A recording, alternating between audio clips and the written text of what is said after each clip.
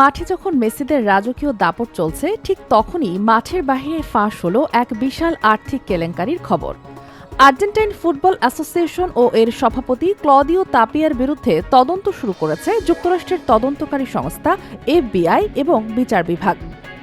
অভিযোগ, মার্কিন ব্যাংকিং ব্যবস্থা ব্যবহার করে প্রায় $300 মিলিয়ন সন্দেহজনক লেনদেন, যার পেছনে থাকতে পারে অর্থ পাচার বা ব্যাংক জালিয়াতি।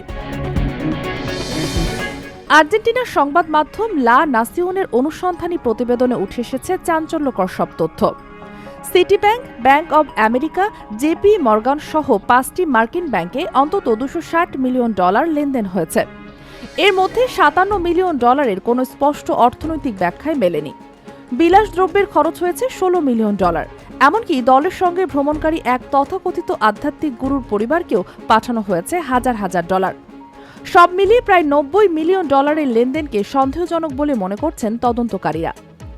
এই কেলেঙ্কারি নতুন করে মনে করিয়ে দিচ্ছে 2015 সালের কুখ্যাত ফিফা গেট কেলেঙ্কারির কথা, যেখানে লাতিন আমেরিকার ফুটবল কর্তারা কোটি কোটি ডলার ঘুষ ও পাচারের অভিযোগে অভিযুক্ত হয়েছিলেন।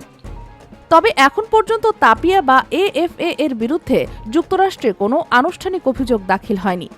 সেমিফাইনালের প্রস্তুতি নিয়ে মাঠে ব্যস্ত তাপিয়া ও তার দল। মাঠের ট্রফির লড়াই যখন তুঙ্গে, ঠিক তখনই মাঠের বাইরে শুরু হয়েছে আরেক লড়াই, স্বচ্ছতার প্রশ্নে। বিশ্বকাপের বিশাল বাণিজ্যের চাপে সত্যিটা চাপা পড়বে নাকি শেষ পর্যন্ত সামনে আসবে, সেটা এখন দেখার বিষয়। ডেস্ক নিউজ, অগ্রযাত্রা প্রতিদিন।